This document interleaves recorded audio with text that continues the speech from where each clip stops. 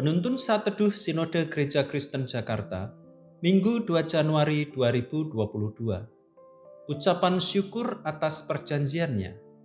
Lukas 22 ayat 14-22. Ketika tiba saatnya Yesus duduk makan bersama-sama dengan rasul-rasulnya, katanya kepada mereka, "Aku sangat rindu makan Paskah ini bersama-sama dengan kamu sebelum aku menderita. Sebab aku berkata kepadamu, aku tidak akan memakannya lagi sampai ia beroleh kegenapannya dalam kerajaan Allah." Kemudian ia mengambil sebuah cawan, mengucap syukur lalu berkata, "Ambillah ini dan bagikanlah di antara kamu. Sebab aku berkata kepada kamu, mulai dari sekarang ini, aku tidak akan minum lagi hasil pokok anggur sampai kerajaan Allah telah datang." Lalu ia mengambil roti, mengucap syukur, memecah-mecahkannya dan memberikannya kepada mereka, katanya, "Inilah tubuhku yang diserahkan bagi kamu, perbuatlah ini menjadi peringatan akan aku." Demikian juga dibuatnya dengan cawan sesudah makan. Ia berkata, "Cawan ini adalah perjanjian baru oleh darahku yang ditumpahkan bagi kamu. Tetapi lihat, tangan orang yang menyerahkan aku ada bersama dengan aku di meja ini. Sebab Anak Manusia memang akan pergi seperti yang telah ditetapkan, akan tetapi celakalah orang yang olehnya ia diserahkan." Ketika memasuki tahun 2022, mungkin banyak hal yang menjadi kegelisahan, kekhawatiran, dan kecemasan bagi kita untuk menjalani sepanjang tahun ini. Berbagai ancaman masih merintangi kehidupan kita di tahun yang baru ini. Ancaman penyakit, ancaman ketidakstabilan ekonomi, kondisi politik yang akan cukup panas tahun ini, persoalan sosial, dan lain sebagainya. Kita perlu dasar yang teguh dalam menjalani tahun ini.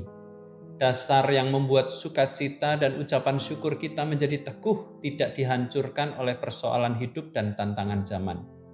Dalam nas renungan hari ini merupakan kejadian pada malam sebelum Yesus diserahkan dan disalibkan. Tuhan Yesus menetapkan sakramen perjamuan kudus. Tuhan Yesus mengambil cawan dan roti dan mengucap syukur atasnya. Yesus mengatakan, "Inilah tubuhku yang diserahkan bagimu." Cawan yang berisi anggur itu merupakan darah perjanjian yang ditumpahkan bagi kamu. Yesus akan mengalami kesengsaraan untuk menebus dosa manusia. Perjamuan kudus menjadi sebuah sakramen yang terus dilakukan oleh orang percaya sebagai peringatan akan kasih dan pengorbanannya. Dan Tuhan Yesus mengucap syukur atas peringatan itu. Artinya, dia mengucap syukur atas kematiannya bagi umatnya. Tuhan Yesus bukan bersyukur karena penderitaan dan dosa yang akan ditanggungnya, tetapi dia mengucap syukur lewat kematiannya. Dia dapat menyelamatkan Anda dan saya sebagai manusia berdosa. Lewat kematiannya, perjanjian Allah dapat diikatkan dengan umatnya untuk sampai selama-lamanya.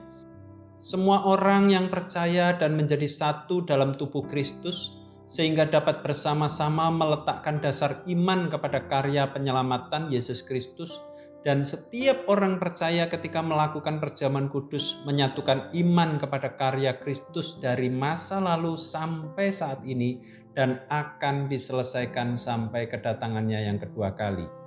Perjanjian kekal yang diikatkan lewat karya penebusan Kristus seharusnya mengubahkan cara pandang dan alasan untuk mengucap syukur. Pertama, ucapan syukur bagi orang Kristen memiliki dasar yang kuat dan tidak berubah. Berdasarkan karya Kristus, bukan manusia. Kedua, ucapan syukur tidak lagi diletakkan pada kondisi yang baik saja, tetapi dalam segala situasi dan kondisi. Seperti Kristus yang mengucap syukur walaupun akan menghadapi penolakan, penderitaan, dan maut. Ketiga, ucapan syukur terbesar orang percaya adalah memiliki Kristus yang mengasihi dan menebus dirinya sebagai manusia berdosa. Kasihnya kekal, kasihnya sempurna. Saudara, meskipun dunia terkadang begitu kejam dan begitu keras dengan kita, kasih Allah dalam Yesus Kristus tidak akan pernah berubah. Bersyukurlah dan jalanilah tahun ini dengan syukur yang diletakkan pada karya Kristus yang mengikatkan perjanjian kekal bagi kita. Perjanjian kekal adalah dasar teguh bagi rasa syukur kita dalam menghadapi ketidakpastian tahun 2022. Tuhan Yesus memberkati.